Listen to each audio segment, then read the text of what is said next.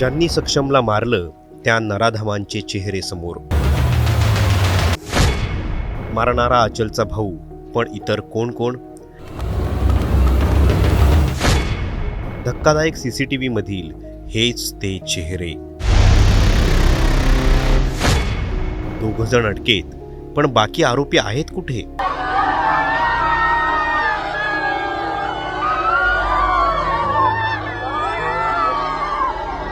त्यानं त्याच्या बहिणीला सांगितलं की त्याचा मला काटा काढायचा होता, म्हणून मी त्याला काट्याचं झाड दिलं. आरोपींना शिक्षा व्हायलाच पाहिजे, फाशी.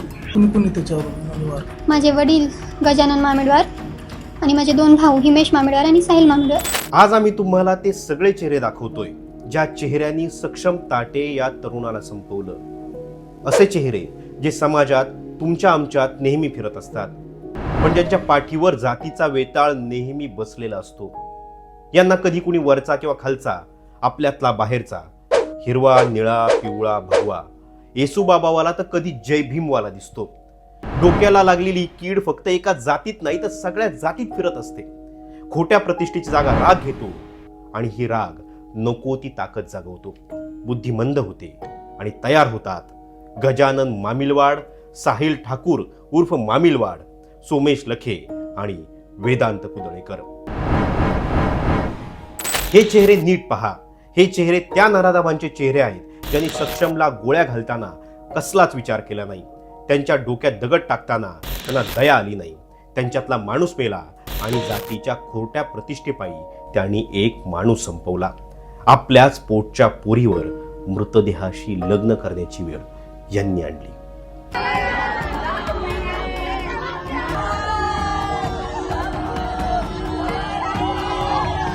घटनेच्या वेळेच्या सीसीटीव्ही फुटेजमध्ये तुम्ही ज्यांना पाहिलं, ज्यांचे चेहरे ब्लर होते, ते आता समोर आलेत.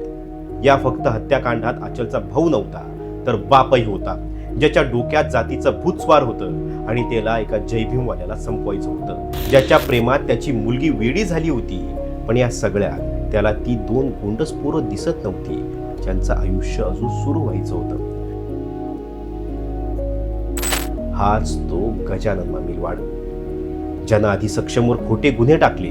त्याला जेलमध्ये जावं लागलं, पण जेव्हा अचल 18 वर्षाची पूर्ण झाली तेव्हा तिने पोलीस स्टेशनला जाऊन सक्षमवरचे सगळे गुन्हे मागे घेतले आणि शेवटी पोलिसांनी सक्षमला सोडावं लागलं. पण सक्षम जरी बाहेर आला तरी अचल आणि सक्षमचं प्रेम काही कमी झालं नाही आणि त्यानंतर गजानननं दुसरं हत्यार काढलं. ते हत्यार होतं खोट्या प्रेमाचं, दोघांचं लग्न लावून देण्याचं. गोड गोड बोलू लागला. सक्षम आणि आचलही या जाळ्यात आले. एवढंच काय, आंबेडकर जयंतीत येऊनही नाचला. याचा धंदा काय तर पत्त्यांचे टेबल म्हणजे जुगार चालवणं, नशेच्या गोळ्या विकून पोरांना नादाला लावणं. हे आम्ही बोलत नाही तर हे आचलच्याच तोडू नाही का? त्यांनी त्याला विश्वास देत होते की तुझा आमचा जावाई होणार, त्याला रिस्पेक्ट देत होते. मला माझे वडील स्वतः भीम जयंतीत घेऊन आले होते. आम्ही सोबत डान्स केला. सक्षमनी, माझ्या भावांनी, माझ्या पप्पांनी सर्वांना सांगत होते की माझा जावई आहे. हे सर्व माझ्या घरच्यांमुळे झालेलं आहे. तो काही गुन्हेगार वगैरे नव्हता.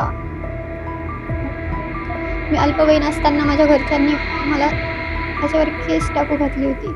दुसरा गुन्हेगार साहिल मामिलवाड, आचलचा भाऊ, आधीपासूनच गुंड, वडिलांच्या धंद्यात आधीपासून आला. याला मार त्याला मार, राडेकर असंच तो करत होता. अशा बऱ्याचदा त्यांनी जेलची हवाई खाल्लेली. पण जेलमध्ये गेला की 15 दिवसांनी सुटून बाहेर यायचा. इथून त्याचा कॉन्फिडन्स वाढला. एवढंच काय तर पोलिसांची जवळीकही वाढली. वडिलांच्या धंद्यामुळे पोलिसांची जवळीक होतीच, त्याचाच फायदा घेत होता. त्यातच पोलिसही माणूस, जात त्यांच्याही डोक्यात असतेच. पोलिसांमधले जातभाई यांनी जवळ केले, जे याला मदत करत होते. हाच तो साहिल, ज्यानं सक्षमला काटेरी गुलाबाचं झाड दिलं होतं, ज्याची पानं गळाली की त्याचा काटा काढेल अशी धमकी त्यानं आचलला दिली होती. गुलाबाचं फुलाचं झाड आहे काटेचं, तो म्हणला होता काटेचं झाड जर हिरवं राहील तोपर्यंत आपलं प्रेम राहील, आणि जे असंच वाळून गेलं तेव्हा आपलं प्रेम संपलं. त्याला प्रेम संपायचं होतं, दोस्ताना संपायचा होता, म्हणून माझ्या मुलाला त्यांनी काट्याचं झाड दिलं आणि माझ्या मुलाचा काटा काढला. बाकी सोमेश लखे आणि वेदांत कुदळेकर हे दोघेही साहिलचे साथीदार, प्रत्येक गुन्ह्यात त्याच्या सोबत असणारे. हेच दोघे सक्षमला ज्यावेळी मारण्यात आलं त्यावेळी तिथं उपस्थित होते. CCTV फुटेजमध्ये हे तुम्हाला दिसतात. पण याहूनही जास्त गुन्हेगार यात आहेत जे पोलिसांना सापडलेले नाहीत.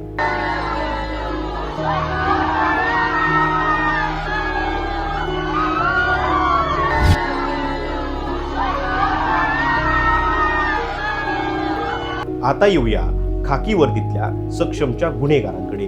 धीरज कोमुलवार आणि माही दासवार हेच ते दोघं ज्यांच्याकडे साहिल आचल सोबत गेला होता. खोटा गुन्हा दाखल करायला त्याने सांगितलं, पण आचल पलटली, गुन्हा दाखल करण्यास नकार दिला.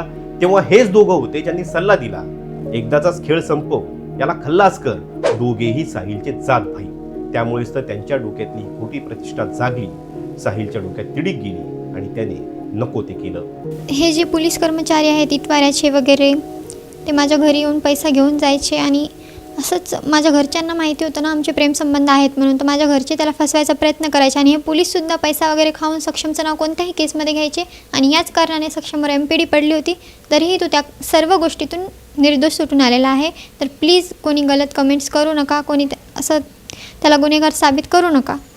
हे चेहरे, हा CCTV, प्रेताशी लग्न करणारी आचल आणि पानगळ झालेलं हे काटेरी गुलाबाचं रोपटं, सगळी प्रतीकं आहेत.